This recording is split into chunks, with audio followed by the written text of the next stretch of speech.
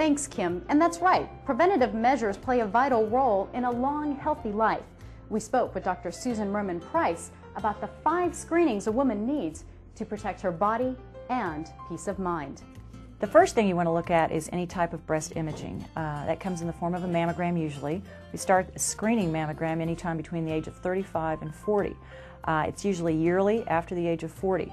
Now, if you have a family history or a significant problem, and consult your physician, but we would be doing the mammogram a lot earlier, sometimes as early as 30, especially in women that have had their mother or their aunt have breast cancer, and that might implicate a genetic component.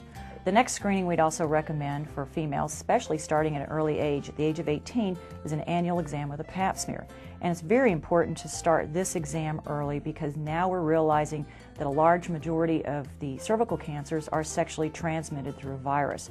The third test we want to talk about is the bone density test. This is very important when a woman reaches the menopausal age because as her hormones begin to decline, the incidence of fractures and thinner bones increases. The fourth test I'd like to talk about is a cholesterol profile and a thyroid exam.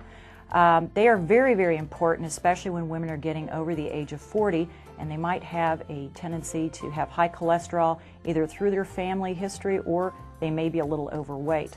If they're overweight, they smoke, they have diabetes, they might want to consider getting treatment for that.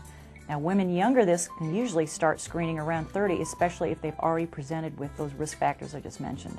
Last but certainly not least is colon cancer screening, and this is very important for women starting at the age of 50. They should have this test performed usually in the form of a colonoscopy. However, if you are at risk, have a family history that's positive for colon cancer, you need to have this test done a lot earlier. As the old saying goes, an ounce of prevention really is worth a pound of cure.